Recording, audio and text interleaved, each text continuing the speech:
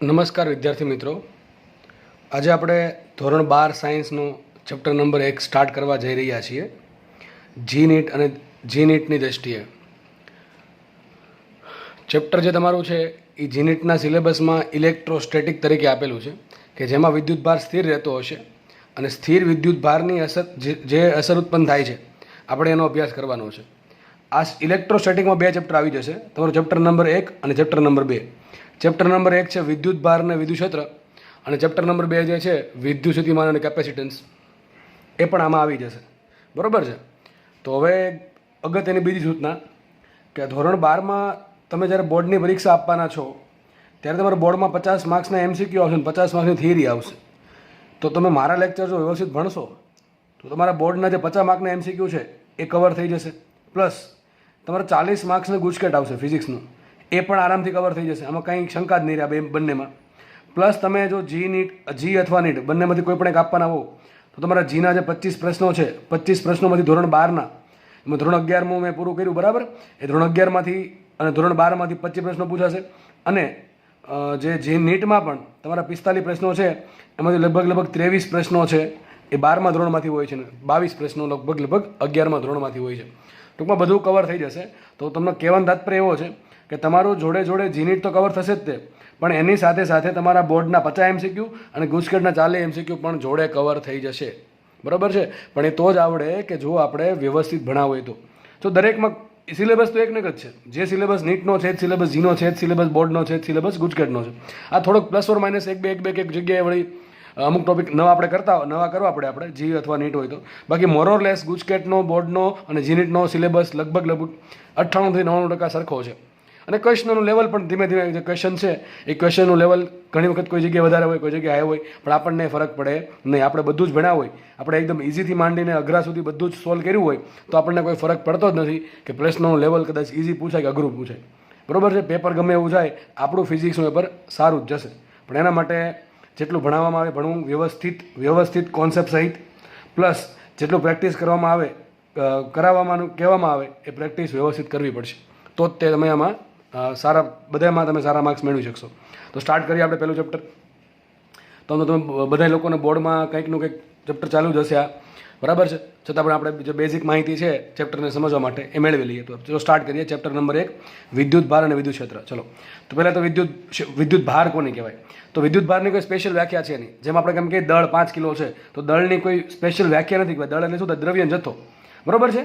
તો એ જ રીતે વિદ્યુતભાર એક ચોક્કસ ગુણધર્મ ધરાવે છે. વિદ્યુતની દ્રષ્ટિએ એક ચોક્કસ ગુણધર્મ છે. બરાબર. તો વિદ્યુતભાર હકીકત આપણે વિદ્યુતભાર છે એ એસઆઈ એકમની મૂળભૂત રાશિ નથી. તો શું છે એ? હકીકતે એસઆઈ એકમની 2 મૂળભૂત રાશિનો ગુણાકાર છે. એ 2 રાશિ કઈ છે આપણને ખબર છે? વિદ્યુતભાર ક્યુ બરાબર વિદ્યુત પ્રવાહ આઈ ગુણ્યા સમય ટી થાય. તો ક્યુ બરાબર આઈટી આપણને બધાને ખબર જ છે. ઓકે. તો ક્યુ બરાબર આઈટી. તો સૂત્ર યાદ રાખજો, ક્યુ બરાબર આઈટી. જો કે ચેપ્ટર નંબર 3માં આવે છે પ્રવાહ વિદ્યુતમાં આઈ બરાબર ક્યુ બાય ટી. એ ત્યારે જ લખી શકાય જ્યારે ક્યુ જે છે એ અચળ હોય તો સમય સાથે. તો યાદ રાખજો વિદ્યુતભાર બરાબર વિદ્યુત પ્રવાહ ગુણ્યા સમય. વિદ્યુતભાર ક્યુ છે એ એસઆઈ એકમની મૂળભૂત રાશિ નથી. બરાબર છે. એ મૂળભૂત રાશિ નથી. એ 2 મૂળભૂત રાશિઓ વિદ્યુત પ્રવાહ અને સમયનો ગુણાકાર છે. તો ક્યુ બરાબર આઈ ઇન્ટુ ટી. વિદ્યુતભાર બરાબર વિદ્યુત પ્રવાહ ગુણ્યા સમય. વિદ્યુત પ્રવાહનો એકમ આવે એમ્પિયર અને સમયનો એકમ આવે સેકન્ડ. તો વિદ્યુત ભારનો એસઆઈ એકમ આવશે એમ્પિયર ઇન્ટુ સેકન્ડ. બરાબર છે. વિદ્યુત ભારનો એસઆઈ એકમ આવશે એમ્પિયર ઇન્ટુ સેકન્ડ, જેને કુલમ નામના વૈજ્ઞાનિકની યાદમાં કીધો સી, કેપિટલ સી. બરાબર છે. તો વિદ્યુત ભારનો એકમ શું થશે? કુલમ થશે. અથવા એસઆઈ એકમ આપણે કહીએ આમ એસઆઈ એકમ પદ્ધતિ પ્રમાણે તો આવશે કયો? Ampere into second. જો કે આ એસઆઈ એકમ જ કહેવાય પણ આ સંજ્ઞાવાળો છે, વૈજ્ઞાનિકની નામ પરથી છે. અને આ બન્યો આપણે 2 મૂળભૂત રાશિઓ પરથી. તો કુલમ બરાબર એમ્પિયર ઇન્ટુ સેકન્ડ લખાય. તો વિદ્યુતભારનું પાછું શું આવશે? વિદ્યુતભારનું પાછું આવશે A1 T1.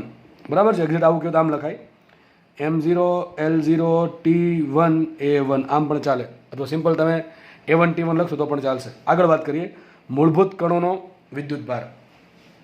હવે તમારે ધોરણ 12માં મોસ્ટલી છે ને ઇલેક્ટ્રિસિટી વિશે બહુ વધારે ડીપમાં ભણવાનું આવશે. મોસ્ટલી બધા ચેપ્ટર છે એમાં કંઈક ને કંઈક વિદ્યુતની વાત હશે.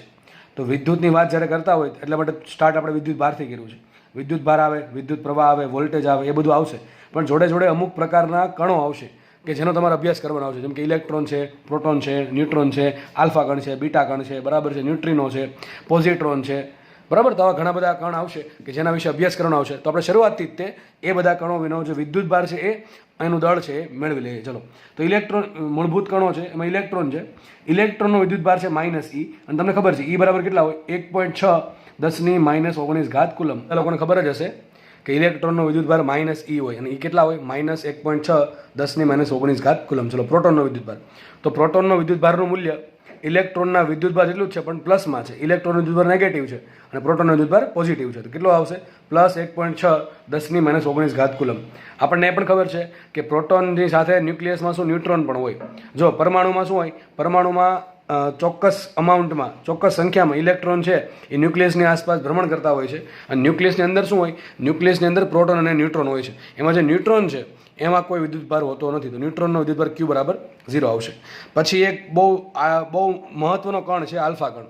તમે બધાએ સમજ્યા છો કે ભાઈ આના પર આલ્ફા કણનો મારો કર્યો કે બીટા કણનો મારો કર્યો. એક્ઝેક્ટલી આલ્ફા કણ છે શું? આલ્ફા કણ એટલે હિલિયમનું ન્યુક્લિયસ. હું શું બોલો? હિલિયમનું ન્યુક્લિયસ અથવા હિલિયમ+2. હિલિયમ+2. જો હિલિયમમાં શું હકીકત બધાને ખબર છે? હિલિયમમાં શું હશે? હિલિયમમાં 2 પ્રોટોન હશે, ન્યુટ્રોન હશે, બરાબર? 2 ન્યુટ્રોન હશે અને આજુબાજુ 2 ઇલેક્ટ્રોન છે એ પહેલી કક્ષામાં ભ્રમણ કરતા હોય. આપણને ખબર છે હિલિયમનું જે ન્યુક્લિયસ છે એમાં આટલી વસ્તુ હોય: 2 પ્રોટોન, 2 ન્યુટ્રોન અને 2 ઇલેક્ટ્રોન હિલિયમની આસપાસ, જે ન્યુક્લિયસ છે એની આસપાસની કક્ષામાં ભ્રમણ કરતા હોય. પણ હું એમ કહું હિલિયમનું ન્યુક્લિયસ, તો ન્યુક્લિયસ કહું છું તો એમાં ઇલેક્ટ્રોનનો સમાવેશ થાય નહીં. તો આજે હિલિયમનું જે ન્યુક્લિયસ છે એ પોતે જ આલ્ફા કણ છે, એવું માની લો. બરાબર છે? તો હિલિયમનું ન્યુક્લિયસ એટલે કે આલ્ફા કણ, અથવા He+2 આયન કહી દો કે ભાઈ આ જે હિલિયમ છે, હિલિયમનો પરમાણુ, એ જો આ 2 ઇલેક્ટ્રોન ગુમાવી દે, હિલિયમનો પરમાણુ જો 2 ઇલેક્ટ્રોન ગુમાવી દે તો અંદર શું આવશે? ખાલી ન્યુક્લિયસ જ વધે. અને શું બની જશે? તો એ બની જશે ધન આયન. શું બની જશે? ધન આયન. કયો આયન બનશે? He+2. તો હવે ભવિષ્યમાં યાદ રાખજો, જે આપણા આલ્ફા કણ આવે ને સમજવાનું કે હિલિયમનું ન્યુક્લિયસ છે અથવા તો હિલિયમ+2 આયન છે. બરાબર છે? હિલિયમ+2 આયન.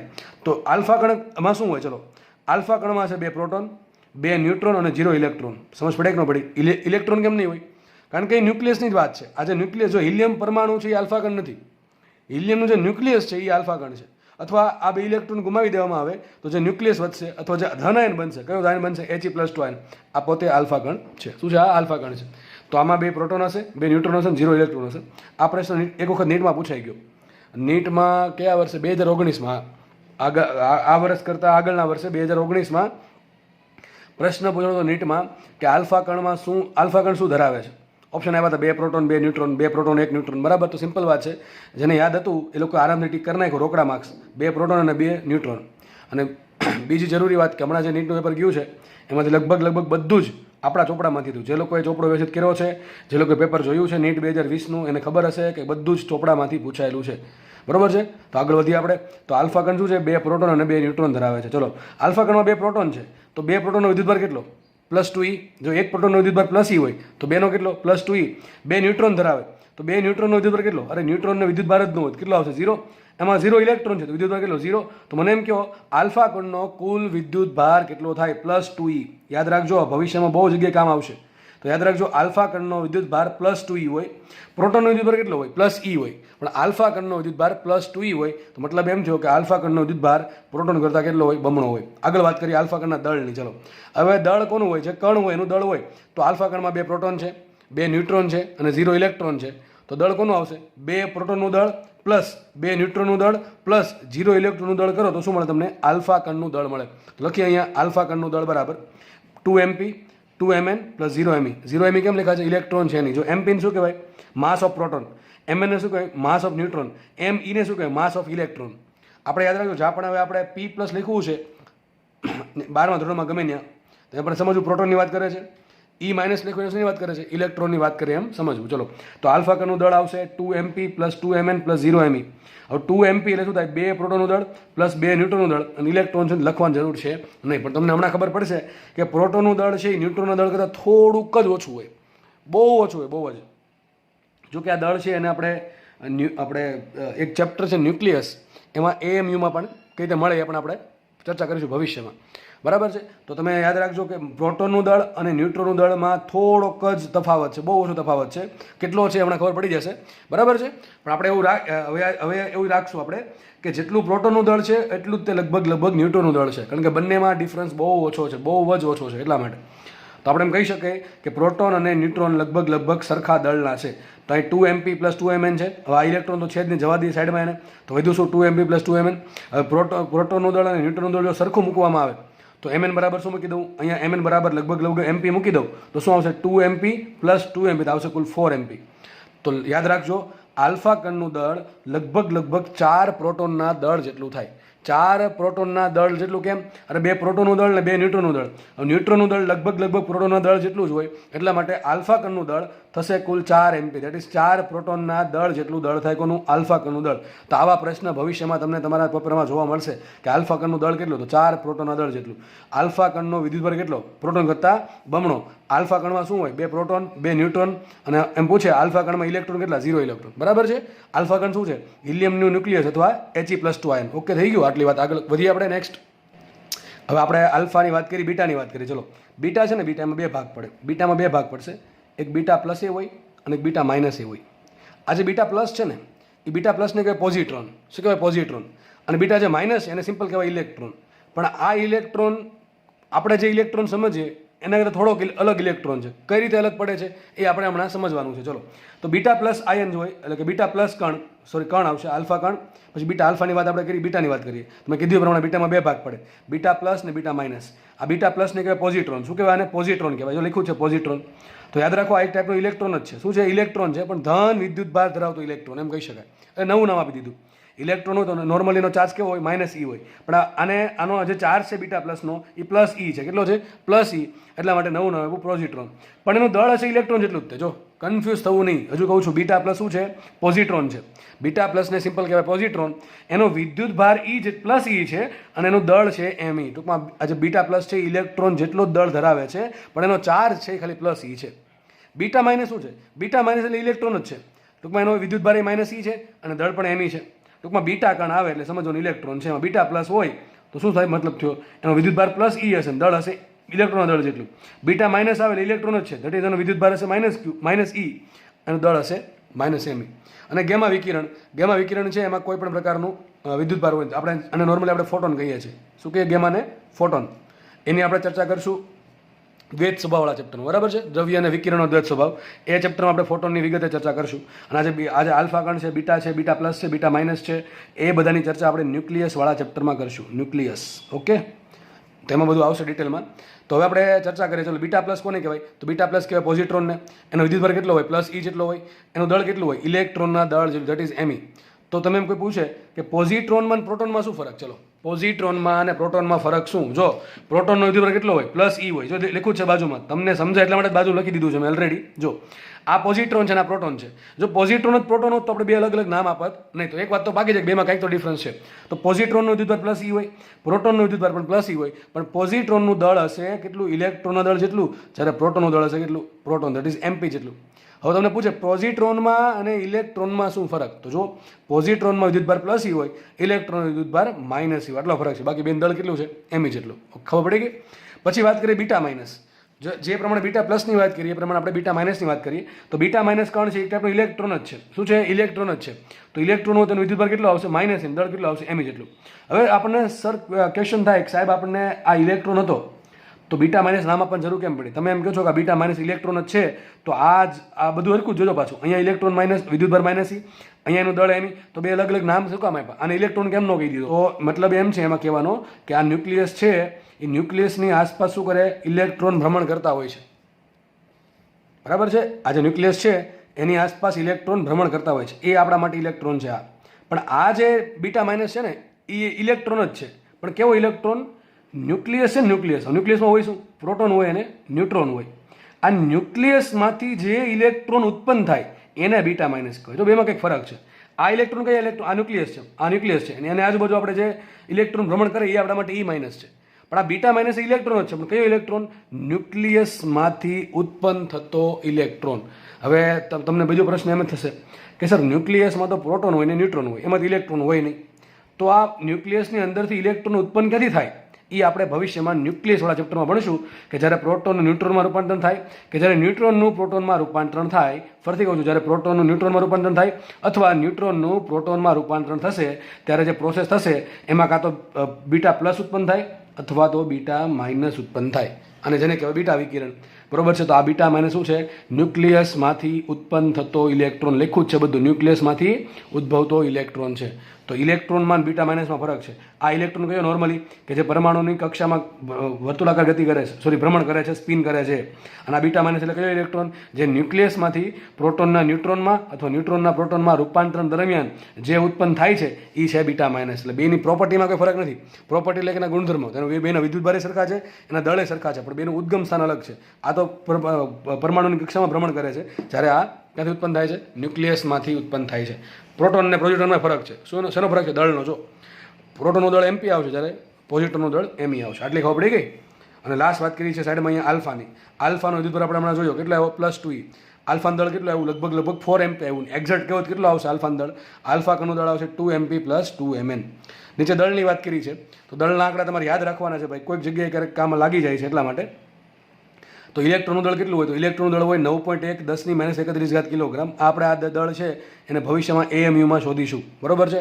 AMU શું છે? એટોમિક માસ યુનિટ, એટલે કે કાર્બનનો જે પરમાણુ છે, કાર્બન 612 સમસ્થાનિક, બરાબર છે. એનું જે દળ છે એના 12મા ભાગના દળને શું કહેવાય? 1 AMU કહેવાય, એટોમિક માસ યુનિટ, બરાબર. તો ઇલેક્ટ્રોનનું દળ છે એમઈ કેટલું આવશે કિલોગ્રામમાં? 9.1 10 - 31 કિલોગ્રામ. જે પ્રોટોન છે એ પ્રોટોનનું દળ કેટલું છે? 1.66 ગુણ્યા 10 - 27 ઘાત. જો કે માઇનસ ઘાત છે, એટલે બહુ જ નાનું. આ જે દળ છે એ બહુ નાનું કહેવાય. એમ વિચારો ને, 9ની પછી કેટલા મીંડા હશે? 30 મીંડા હશે.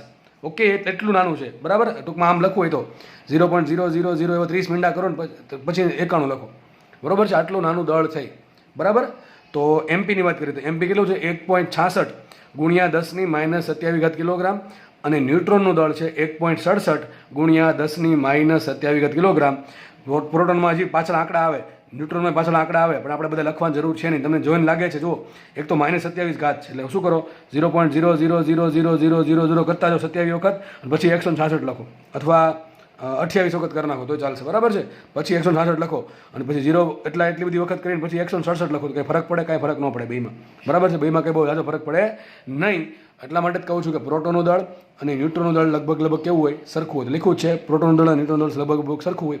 ઘણી વખત આવા પ્રશ્ન ગુચકેટમાં પૂછી નાખે કે 4 તમને કણ આપ્યા હોય, ઇલેક્ટ્રોન, પ્રોટોન, ન્યુટ્રોન અને આલ્ફા કણ, તો 4 દળને ચડતા ક્રમમાં ગોઠવો કે ઉતરતા ક્રમમાં ગોઠવો. આવા સિમ્પલ પ્રશ્નો હોય, છતાં પણ કોઈને ઘણા લોકોને આવડતા નથી, તો આપણે એમાં માર્ક જવા જોઈએ નહીં. ચલો, તો સૌથી વધારે દળ કોનું છે? આલ્ફા કણનું, બરાબર. કેમ આલ્ફા કણનું દળ વધારે? અરે ભાઈ, એમાં 2 પ્રોટોન હોય અને 2 ન્યુટ્રોન હોય, એટલા માટે, બરોબર છે. તો આ 4ની વાત કરીએ તો સૌથી વધુ દળ કોનું આવશે? આલ્ફાનું. પછી આવશે કોનું? ન્યુટ્રોનનું. એક્ઝેક્ટલી તો ન્યુટ્રોનનું આવે જ ને, બરાબર છે. પછી આવશે પ્રોટોનનું. સૌથી ઓછું કોનું આવશે? સૌથી ઓછું આવશે ઇલેક્ટ્રોનનું. ઊંધું પૂછે તો એ પણ એ જ થશે કે ઇલેક્ટ્રોનનું દળ સૌથી ઓછું, એનાથી વધારે પ્રોટોન, એનાથી વધારે ન્યુટ્રોન, સૌથી વધારે આલ્ફા કણનું દળ હશે. પણ આપણે લગભગ છે ને, આ એક્ઝેક્ટલી તો એક્ઝેક્ટલી આ સાચું છે, પણ આપણે ગણતરી માટે લગભગ છે, અથવા નોર્મલી આપણે એમ લઈ લઈએ કે આ પ્રોટોનનું દળ અને ન્યુટ્રોનનું દળ લગભગ કહું છું. એક્ઝેક્ટ સરખું છે નથી કીધું, એટલા માટે અહીંયા ગ્રેટર ધેન આવ્યું, બરાબર છે. એટલા માટે ગ્રેટર ધેન આવ્યું, પણ લગભગ સરખું છે, એટલા માટે લગભગ સરખું લઈ શકાય, લેવાય દેવું જરૂરી નથી. બાકી ન્યુટ્રોનનું દળ તો વધારે જ છે, થોડુંક ભલે વધારે છે, પણ તો વધારે જ કહેવાય. આગળ વધીએ. હવે એક બીજું સૂત્ર આપણે ભણવાનું છે, એ આપણા બધાના ચહિતા વૈજ્ઞાનિક આઇન્સ્ટાઈને આપેલું છે, બરાબર છે. એ જ્યારે તમે ચેપ્ટર ભણાવીશ વિદ્યુત ચુંબકીય તરંગ, ત્યારે આનો ડિટેલમાં ચર્ચા કરીશું આપણે. અત્યારે ખાલી જસ્ટ કહી દઉં છું કે જ્યારે આપણે નોર્મલી છે ને, આપણે બધી વસ્તુનો વેગ કેટલો હોય? કે ભાઈ આપણે કોઈ ગાડી જતી હોય, ચલો એનો વેગ કેટલો હોય? મેક્સિમમ 100, 120, 130, 140, બરાબર. તો જે આપણા બધાની ઝડપ હોય છે નોર્મલી ગતિ દરમિયાન, એ જનરલી ઓછી કહેવાય. કોની સાપેક્ષે? પ્રકાશના વેગની સાપેક્ષે. હું કહું પ્રકાશનો વેગ કેટલો હોય? 3×10⁸ મીટર/સેકન્ડ, એટલે કેટલો થાય? 3 લાખ કિલોમીટર/સેકન્ડ. વિચારો, પ્રકાશ 1 સેકન્ડમાં 3 લાખ કિલોમીટર અંતર કાપે. અત્યારે કોઈ એક જગ્યાથી પ્રકાશ ઉત્પન્ન થયો તો 1 સેકન્ડ પછી કેટલું અંતર કાપ્યું છે? એને 1 સેકન્ડ પછી એને 3 લાખ કિલોમીટર અંતર કાપ્યું છે. તો એની સાપેક્ષે આપણો વેગ કેવો કહેવાય? ઘણો નાનો કહેવાય, બરાબર છે. એની પ્રકાશના વેગની સાપેક્ષે આપણી જે ગતિ થાય છે નોર્મલ લાઈફમાં, એનો વેલોસિટી જે છે એ બહુ જ ઓછો કહેવાય, બરોબર છે. તો આ જે સૂત્ર છે એ આપણી જે રોજબરોજની જે ગતિ છે એને લાગુ પડે નહીં. તો લાગુ કોને પડે? એવા કણો કે જેનો વેગ ઘણો મોટો હોય. કોઈ એક્સપેરિમેન્ટ દરમિયાન કોઈ કણો ઉત્પન્ન થતા હોય, અથવા કોઈ એક્સપેરિમેન્ટ દરમિયાન આપણે કોઈ એક્સપેરિમેન્ટ કરતા હોય, બરાબર છે. આપણે એટલે કે મોસ્ટલી સાયન્ટિસ્ટોની વાત થઈ છે કે જે કોઈ એક્સપેરિમેન્ટ પર પોતાનું આખું જીવન વ્યતીત કરી દે છે, એવા લોકોની વાત થઈ છે. તો એક્સપેરિમેન્ટ દરમિયાન અમુક કણ ઉત્પન્ન થાય અને એનો કણનો વેગ છે ને ઘણો વધારે હોય, એમ નથી કહેતો કે પ્રકાશના વેગ જેટલો હોય, પણ નોર્મલી ઘણો નજીક જાય એની, તો ત્યારે આ સૂત્ર લાગુ પડે. તો આઈન્સ્ટાઈને એવું કીધું, આપણે મોસ્ટલી તમને ખબર છે તો આપણે એવું માનીએ કે ભાઈ પદાર્થનું દળ અચળ રહી છે, પદાર્થનું દળ અચળ રહી છે, પણ આઈન્સ્ટાઈનનું મંતવ્ય થોડુંક અલગ હતું. એ એમ કહે છે કે ભાઈ દળ અચળ હોય નહીં, પદાર્થનું દળ એટલે કે કણનું દળ અચળ હોય નહીં. જ્યારે કણનો વેગ વધારે વધતો જાય છે ત્યારે એના દળમાં ફરક પડે છે, અને જે દળમાં ફરક પડશે એ ઉર્જામાં રૂપાંતરણ પામશે. આપણને બધાને ખબર છે, કદાચ તમને ખબર છે, તમે નાનપણથી સાંભળતા આવ્યા છો, E બરાબર mc², બરાબર છે. તો આની પણ એક રોચક કથા છે, એ તમને હું ભવિષ્યમાં ક્યારેક કહીશ, બરાબર. તો આજે આઈન્સ્ટાઈનના સૂત્ર પરથી દળ આવ્યું હતું કે જે પદાર્થનો વેગ v હોય ને, તો ત્યારે એનું દળ કેટલું હશે, m બરાબર m0/√1 - v²/c². સૂત્ર તમારે યાદ રાખવાનું છે. અત્યારે યાદ રાખો, ભવિષ્યમાં યાદ રાખો, યાદ રાખવું જ પડશે. તો આઈન્સ્ટાઈનના મતાનુસાર પદાર્થનું દળ m બરાબર m0/√1 - v²/c² છે. હવે તમને પ્રશ્ન થાય, સર આ m શું છે? ચલો એમ કહું તમને કે પદાર્થ જ્યારે ખૂબ જ મોટા વેગથી ગતિ કરતો હોય, ખૂબ મોટા એટલે ઘણા બધા મોટા, એમ પ્રકાશના વેગની ઘણો નજીક, એમ એ પ્રમાણે કહી શકાય. તો જ્યારે ઘણા મોટા વેગથી ગતિ કરતો હોય ત્યારે એ સમયે એનું દળ છે m0 શું છે? પદાર્થ જ્યારે સ્થિર હોય ત્યારે એનું દળ કેટલું છે? તો જો m0 લખ્યું છે, શું કણનું સ્થિર દળ, એટલે કે ક્યારે મળશે? આ સૂત્રમાં v બરાબર 0 મૂકો. ચલો શું મૂકી દો? v બરાબર 0 મૂકો. શું આવશે? 1 - 0² / c². 0 નો વર્ગ 0 થશે, શું થશે? 1 - 0, વધુ શું? 1 √1. તો શું થઈ ગયું? m બરાબર m0. ટૂંકમાં જ્યારે પદાર્થ સ્થિર હોય ત્યારે એનું જે દળ છે એને કહેવાય કણનું સ્થિર દળ m0. પદાર્થ ધારો કે વેગ, પદાર્થ હવે v વેગથી ગતિ કરે છે, તો v છે એનો વેગ, c છે પ્રકાશનો વેગ, અને m શું છે? v વેગ ધરાવતા કણનું દળ. કે ભાઈ કણ છે એ v વેગ ધરાવે છે ત્યારે એનું દળ કેટલું હશે, બરોબર છે. તો આ સૂત્ર અનુસાર કણનો વેગ છે એ બદલશે તો કણનું દળ પણ બદલશે, અને એ જે દળમાં જે ફેરફાર આવશે એ ટૂંકમાં દળ ક્ષતિ કહેવાય. એ દળ ક્ષતિ છે એનું ઉર્જામાં રૂપાંતર થાય. ટૂંકમાં દળનું ઉર્જામાં રૂપાંતર થાય અને ઉર્જાનું દળમાં રૂપાંતર થાય, એવું આઈન્સ્ટાઈને કીધેલું છે. ભવિષ્યમાં ચર્ચા કરવાના છીએ. નેક્સ્ટ આગળ વધીએ. આ વસ્તુ IMP કદાચ ઘણાને ખબર નહીં હોય. ચલો નેક્સ્ટ ટોપિક છે વિશેષ વિદ્યુતભાર. આ ચેપ્ટર અત્યારે આજે આ લેક્ચર છે એમાં મોસ્ટલી આપણે નવા પદની જ ચર્ચા કરવાના છીએ, પછી આપણે થિયરી પર કૂદકો મારશું. તો નવું ટર્મ છે, નવું પદ છે વિશેષ વિદ્યુતભાર. આ સમજવાનું છે. ઇંગ્લિશમાં કહેવાય સ્પેસિફિક ચાર્જ. તો સિમ્પલ કંઈ નથી, કોઈપણ પદાર્થ, કોઈપણ કણનો વિદ્યુતભાર છે એને એના દળ વડે ભાંગી નાખવાનું. કોઈપણ કણના વિદ્યુતભારને એના દળ વડે ભાંગી નાખો તો જે આંકડો મળે અથવા જે તમને જવાબ મળશે એ જવાબને કહેવાય એ દળનો અથવા એ કણનો વિશેષ વિદ્યુતભાર. તો વિશેષ વિદ્યુતભાર શું થાય? વિદ્યુતભાર છેદમાં દળ, એટલે વંચાય શું આને? એકમ દળ દીઠ વિદ્યુતભાર. તો આપેલા કણનો એકમ દળ દીઠ રહેલા વિદ્યુતભારને શું કહેવાય? વિશેષ વિદ્યુતભાર કહેવાય. તેને સંજ્ઞા છે QS, S ફોર સ્પેસિફિક, બરોબર છે. તો QS બરાબર આવશે વિદ્યુતભાર છેદમાં દળ. તો સિમ્પલ લખાઈશું QS બરાબર વિદ્યુતભારને સિમ્પલ કહી દઈએ Q અને દળને કહી દઈએ સ્મોલ m. એકમ શું આવશે? વિદ્યુતભાર છેદમાં દળ, દેટ ઇઝ કુલમ પર કિલોગ્રામ. શું એકમ આવશે? કુલમ પર કિલોગ્રામ. કુલમને શું કહેવાય? A1T1 અને કિલોગ્રામને કહેવાય મીટર -1 છેદમાં છે. તો MLT શું બને? વિશેષ વિદ્યુતભારનો MLT શું બનશે? m-1 A1T1. તમારા ગુજકેટના 40 પ્રશ્નો હોય ને, એ 40 પ્રશ્નોમાંથી 2-3 પ્રશ્નોમાં છે ને MLT હશે, મોટા ભાગે હોય છે, બરાબર છે. અને નીટના 45 પ્રશ્નોમાંથી એક પ્રશ્નમાં ફરજિયાત MLT હશે. હું મિનિમમ એક કહું છું, વધારે હોઈ શકે પણ આટલા તો હોય જ છે. એટલે MLT છે એ જાતે બનાવવા કરવાનું. નવી રાશિ દેખાણી નથી કે MLT બનાવ્યું નથી, અને કોઈએ ભૂલથી MLT યાદ રાખવાનો પ્રયત્ન કરવો નહીં, કારણ કે ત્યાં મોટા ભાગના લોકોના માર્ક્સ છે ને એવા લોકોના જ માર્ક્સ જાય છે કે જેને MLT ગોખીને જાય છે. કારણ કે ત્યાં કંઈ યાદ આવે નહીં કે એમની કેટલી ઘાત છે ને, એલની કેટલી ઘાત છે ને, ટીની કેટલી ઘાત છે ને, એની કેટલી ઘાત છે, બરોબર છે. તો MLT માટે હંમેશા સૂત્ર યાદ રાખવું પડે. શું યાદ રાખવું પડે? સૂત્ર યાદ રાખો અથવા એકમ યાદ રાખો. એકમ પણ યાદ રાખવાની જરૂર નથી, સૂત્ર યાદ રાખાય કે વિશેષ વિદ્યુતભાર કોને કહેવાય? વિદ્યુતભારના છેદમાં દળ, તો કુલમ પર કિલોગ્રામ. બરાબર, આગળ વધીએ. હવે આપણે અલગ અલગ કણ માટે છે ને વિશેષ વિદ્યુતભાર શોધીએ. તો પહેલું આવશે ઇલેક્ટ્રોન. ચલો, ઇલેક્ટ્રોનનો વિશેષ વિદ્યુતભાર QS બરાબર શું આવશે? જો ઇલેક્ટ્રોનનો વિદ્યુતભાર છેદમાં ઇલેક્ટ્રોનનું દળ. ઇલેક્ટ્રોનનો વિદ્યુતભાર કેટલો હોય? -E છેદમાં ઇલેક્ટ્રોનનું દળ કેટલું? Me. તો કિંમત મૂકીએ. -Eની કિંમત કેટલી આવશે? -1.6 10-19 ઘાત કુલમ, અને છેદમાં શું આવશે? ઇલેક્ટ્રોનનું દળ કેટલું આવે? હમણાં જોયું 9.1 10-31 ઘાત કિલોગ્રામ. આ બંનેનો ભાગાકાર કરશો તમે તો તમને ઇલેક્ટ્રોનનો, જો આ શું લખ્યું છે? ઇલેક્ટ્રોનનો વિશેષ વિદ્યુતભાર QS ઓફ ઇલેક્ટ્રોન કેટલા આવશે? માઇનસ. શું કામ આવ્યું? ઇલેક્ટ્રોનનો વિદ્યુતભાર ઓલરેડી ઋણ હોય એટલે શું આવશે? -1.78 10-11 ઘાત કુલમ પર કેજી. યાદ રાખવાની જરૂર નથી, જસ્ટ સમજાવવા માટે લખ્યો છે. નેક્સ્ટ જોઈએ પ્રોટોનનો વિશેષ વિદ્યુતભાર. તો એના માટે શું કરવું પડશે? પ્રોટોનનું દળ પ્રોટોનનો વિદ્યુતભાર છેદમાં પ્રોટોનનું દળ. તો પ્રોટોનનો વિદ્યુતભાર આવે પ્લસ ઈ એટલે પ્લસ 1.6 10 - 19 કુલમ છેદમાં પ્રોટોનનું દળ કેટલું આવે? 1.66 10 - 27 કિલોગ્રામ. આ બંનેનો ભાગાકાર કરશો તો લગભગ તમે જોઈ શકો છો અહીંયા 1.6 છે, નીચે 1.66 છે, લગભગ એનો આન્સર 0.9 જેવો આવે. પણ આપણે લગભગ 1 રાખીએ તો એનો વિદ્યુતભાર શું આવશે? -19 + 27 થશે +8. તો કેટલો આવશે એનો વિદ્યુતભાર? લગભગ આવશે કોનો? પ્રોટોનનો આવશે 10⁸ કુલમ પર કેજી. હવે જો મને એમ કહો કે ભાઈ ઇલેક્ટ્રોનનો વિશિષ્ટ વિદ્યુતભાર મોટો કે પ્રોટોનનો મોટો? તો આપણે એક કમ્પેર કરીએ. જો ઇલેક્ટ્રોનના વિશિષ્ટ વિદ્યુતભારમાં શું આવશે? ઇલેક્ટ્રોનનો વિદ્યુતભાર છેદમાં ઇલેક્ટ્રોનનું દળ. અને પ્રોટોનના વિશિષ્ટ વિદ્યુતભારમાં શું આવશે? પ્રોટોનનો વિદ્યુતભાર છેદમાં પ્રોટોનનું દળ. હવે ઘડીક માઇનસ પ્લસ સંજ્ઞા ભૂલી જાઓ, આપણે ખાલી આંકડા પર ધ્યાન દઈએ તો બેના અંશમાં તો ઈ જ છે, અહીંયા પણ ઈ છે, અહીંયા પણ ઈ જ છે. છેદમાં દળ અહીંયા એમી છે, દળ અહીંયા એમપી છે. તો એક તો વસ્તુ કંઈ પાકી કહી શકાય કે ભાઈ વિશિષ્ટ વિદ્યુતભાર છે, વિશિષ્ટ વિદ્યુતભાર તમને દેખાય છે વિશિષ્ટ વિદ્યુતભાર, એમાં જેમ દળ મોટું, કણનું દળ જે મોટું એમ એનો વિશિષ્ટ વિદ્યુતભાર નાનો, અને કણનો વિદ્યુતભાર જેમ મોટો એમ એનો વિશિષ્ટ વિદ્યુતભાર મોટો, એમ કહી શકો તમે. બરાબર છે? તો સિમ્પલ આપણે દળની જે કમ્પેરિઝન કરીએ છીએ તો જેમ પદાર્થનું દળ મોટું, જે કણનું દળ મોટું એનો વિશિષ્ટ વિદ્યુતભાર નાનો. એ દેખાય છે આપણે, ચોખ્ખી વાત છે. પ્રોટોન અને ઇલેક્ટ્રોન બંનેના વિદ્યુતભારો સરખા જ છે. વિદ્યુતભારો ઘણા ક્યાં સરખા છે? એકનો પ્લસ છે, એકનો માઇનસ છે. એટલે મૂલ્યની દ્રષ્ટિએ કહું છું, આનો પણ ઈ કહેવાય, આનો પણ ઈ કહેવાય, મૂલ્યની દ્રષ્ટિએ. બરાબર છે? તો બંનેના વિદ્યુતભાર સરખા છે, તો જેનું દળ નાનું એનો વિશિષ્ટ વિદ્યુતભાર મોટો. તો સીધી વાત છે, ઇલેક્ટ્રોનનું દળ નાનું છે, પ્રોટોનનું દળ મોટું છે, તો ઇલેક્ટ્રોનનો વિદ્યુતભાર વિશિષ્ટ વિદ્યુતભાર મોટો છે અને પ્રોટોનનો વિશિષ્ટ વિદ્યુતભાર નાનો છે. શું લખ્યું છે અહીંયા? QS of electron is greater than QS of proton. Next વાત કરીએ. ચલો, ન્યુટ્રોનનો વિશિષ્ટ વિદ્યુતભાર કેટલો? 0. કેમ? ન્યુટ્રોન પાસે વિદ્યુતભાર જ નથી. ન્યુટ્રોન પાસે દળ છે. દળ કેટલું છે એનું? Mn. તો 0/Mn. શું આવે? 0 જ આન્સર આવે. નેક્સ્ટ વાત કરીએ આલ્ફા કણનો. જો આ પૂછાય આલ્ફા કણનો વિશિષ્ટ વિદ્યુતભાર, તો આલ્ફા કણનો વિશિષ્ટ વિદ્યુતભાર મતલબ શું થાય? આલ્ફા કણનો વિદ્યુતભાર છેદમાં આલ્ફા કણનું દળ. આલ્ફા કણનો વિદ્યુતભાર કેટલો હોય? +2e. અને આલ્ફા કણનું દળ કેટલું હોય? 4 mp. હવે આ ક્યાંથી હવે પૂછતા નહીં. બરાબર છે? આલ્ફા કણનું દળ હોય 4 mp અને આલ્ફા કણનો વિદ્યુતભાર હોય +2e. તો બે ઉઠશે તો શું વધશે? E/2 mp. બરાબર? બે ઉઠશે તો શું થશે? +E/2 mp. હવે E/mp ને શું કહેવાય? પ્રોટોનનો વિશિષ્ટ વિદ્યુતભાર. તો આના બરાબર શું આવી જશે? E/mp બરાબર પ્રોટોનનો વિશિષ્ટ વિદ્યુતભાર ભાગ્યા 2. સાબિત શું થયું? સાબિત એવું થયું, આલ્ફા કણનો વિશિષ્ટ વિદ્યુતભાર પ્રોટોનના વિશિષ્ટ વિદ્યુતભાર કરતાં કેટલો હોય? અડધો હોય. ફરીથી કહું છું, આલ્ફા કણનો વિશિષ્ટ વિદ્યુતભાર પ્રોટોનના વિશિષ્ટ વિદ્યુતભાર કરતાં અડધો હોય છે. પણ આલ્ફા કણનો વિદ્યુતભાર પ્રોટોનના વિદ્યુતભાર કરતાં ડબલ હોય છે. એ તમને ખબર છે. આલ્ફા કણનો વિદ્યુતભાર કેટલો હોય? +2e હોય.